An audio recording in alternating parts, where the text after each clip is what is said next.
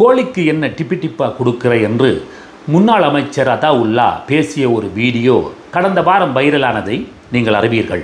சமூக ஊடகங்களை திறக்கின்ற நேரமெல்லாம் அதுதான் ஓடிக்கொண்டிருந்தது. நாங்கள் அதாவுல்லா பற்றி ஒரு விடயத்தை பேச இருந்தோம். ஆனால் நாங்கள் அப்படி பேசி வெளியிடும் வீடியோ அந்த வைரலான அதாவுல்லாவின் நகைச்சுவைக்கு இடையில் சிக்கி திணறி காணாமல் போய்விடுமோ என்கின்ற அச்சத்தில் அந்த விடயத்தை நாங்கள் பின்னர் பேசலாம் என்று நினைத்திருந்தோம். அதை இப்போது பேசுகின்றோம். புதிது நேர்களை வாக்குப்பட்டி நிகழ்ச்சிக்கு நாங்கள் வரவேற்கின்றோம். புதிது வழங்கும் வாக்குப்பட்டி. கடந்த பொதுத் தேர்தலில் போட்டியிட்ட முன்னாள் அமைச்சரும் தேசிய காங்கிரசின் தலைவருமான ஏஎல்எம் அதாவுல்லா அந்த தேர்தலில் தோல்வி அடைந்தார் என்பது நம் எல்லோருக்கும் தெரியும். தேர்தல் முடிந்து இப்போது 2-3 மாதங்களாகின்றன. ஆனால் அதாவுல்லா இப்போதுதான் வெளியே வந்திருக்கின்றார். கடந்த வாரம் அவர் மக்களுக்கு நன்றி சொல்கின்ற ஒரு கூட்டத்தை அக்கரைப்பற்றில் ஏற்பாடு செய்திருந்தார். அந்த கூட்டத்தில் தான் இந்த அரசாங்கத்தினரை அவர் மிக கடுமையாக விமர்சித்திருந்தார். செல்ல பிராணிகளுக்கு, குறிப்பாக நாம் வளர்க்கும் மிருகங்களுக்கு அரிசி கொடுப்பதால் அரிசிக்கான தட்டுப்பாடு ஏற்பட்டு விட்டதாக இந்த அரசாங்கத்தில் உள்ள ஒரு அமைச்சர் பேசியிருந்தார். அதை சுட்டிக்காட்டி அந்த பொதுக்கூட்டத்தில் பேசிய அதாவுல்லா, இந்த ஆட்சியில் இப்படியெல்லாம் இந்த அமைச்சர்கள் பேசுகிறார்கள், அப்படி என்றால் கோழிக்கு என்ன டிப்பி டிப்பா கொடுக்கிற என்கின்ற ஒரு நகைச்சுவையை கூறியிருந்தார். அது மிகவும் வைரலானது. அதாவுல்லாவை பொறுத்தவரையில் அவர் மிகவும் நகைச்சுவையான ஒருவர். அவர் அக்கரைப்பற்றைச் சேர்ந்தவர். இலங்கையில் அக்கரைப்பற்று மக்களின் நகைச்சுவைக்கு என்றே ஒரு தனியிடம் இருக்கிறது.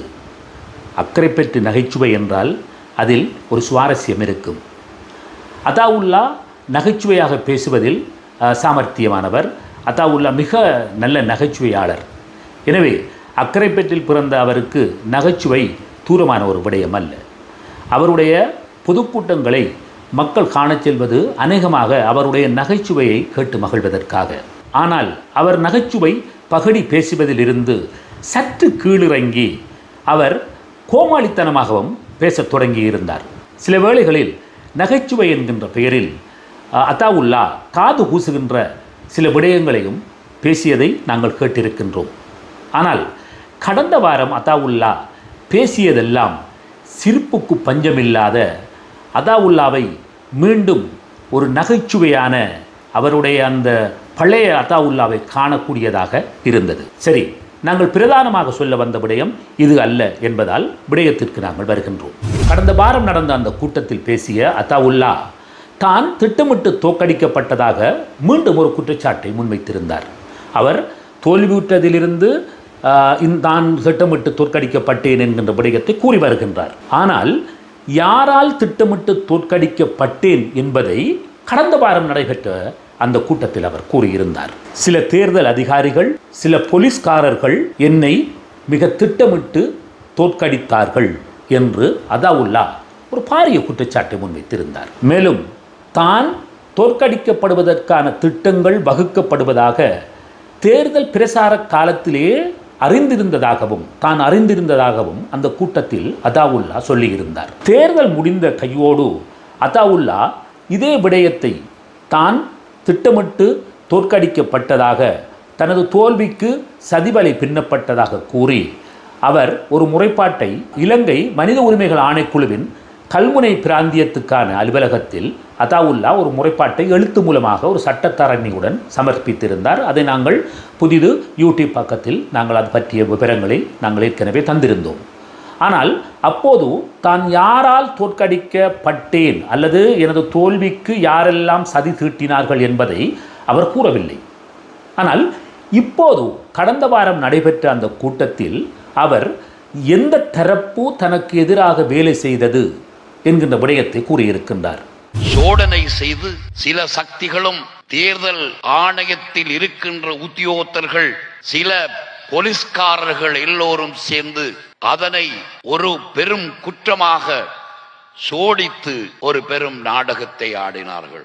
யார் யாரெல்லாம் அதாவுல்லாவோடு படங்களில் இருந்தார்களோ அவர்களையெல்லாம் சில போலீஸ்காரர்களும் சில தேர்தல் திணைக்களத்திலே இருக்கின்றவர்களும் தேடி தேடி போய் அவர்களை எச்சரிக்கை செய்தார்கள். ஆரம்பத்திலிருந்தே எங்களுக்கு தெரியும் தோற்கடிப்பதற்கான ஒரு வேலை நடைபெறுகிறது என்று. சட்டத்துக்குட்பட்ட நேரத்துக்குள்ளேயே வந்து கூட்டங்களை நிறுத்துவதற்கு பல இடங்களில் முயற்சி செய்தார்கள். கடந்த பாராளுமன்ற தேர்தல் நாங்கள் தோற்ற எலெக்ஷனும் அல்ல, அது தோற்கின்ற தேர்தலும் அல்ல, அவை தோற்கடிக்கப்பட்ட ஒரு தேர்தல் என்பதை இந்த நாட்டின் எல்லா மக்களுக்கும் இன்று நாங்கள் எடுத்துச் சொல்ல வேண்டிய தேவை இருக்கிறது.